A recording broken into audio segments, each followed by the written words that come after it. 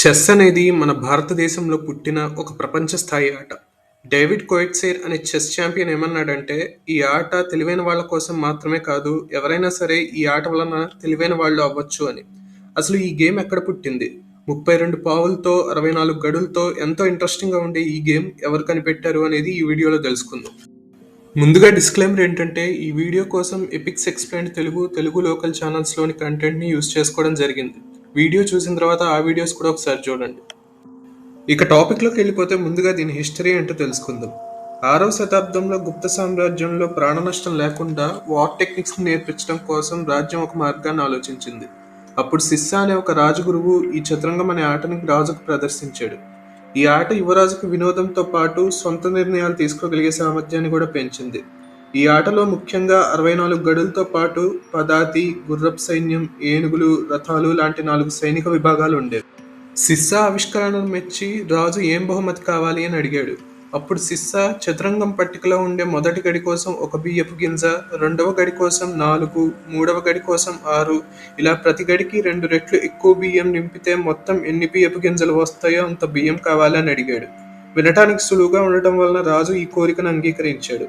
కానీ తరువాత రాజుకు తెలిసింది ఏంటంటే, రాజగురువు కోరుకున్నంత బియ్యం మొత్తం సామ్రాజ్యానికి సరిపోయేదానికంటే చాలా ఎక్కువ. గణితజ్ఞుల లెక్క ప్రకారం చూసుకుంటే 64వ గడితో సమానంగా సుమారు 18,446 క్వాడ్రిలియన్లు, అంటే మిలియన్లు, ట్రిలియన్లు, బిలియన్ల కంటే ఎక్కువ మొత్తంలో ఇవ్వాల్సి ఉంటుంది. ఈ సంఘటన వలన రాజుకి వినయాన్ని, అలాగే గణిత శక్తిలో గొప్పతనాన్ని తెలియజేసింది. హిస్టోరియన్స్ ప్రకారం తర్వాత ఈ గేమ్ పర్షియాకి షట్రంజ్ అనే పేరుతో వ్యాపించింది. మనం తరచుగా చెస్ ఆడేటప్పుడు వినే చెక్మేట్ అనే పదం పర్షియన్ లాంగ్వేజ్ నుంచే పుట్టింది. తర్వాత యూరోప్, అమెరికా, ఆఫ్రికా ఇలా ప్రపంచమంతా కొన్ని మార్పులతో వ్యాపించి ఇప్పుడు మనం ఆడే చెస్గా ఇవాల్వ్ అయింది. ఇకపోతే ఈ గేమ్ ఆడటం వల్ల బెనిఫిట్స్ ఏంటో కూడా తెలుసుకుందాం.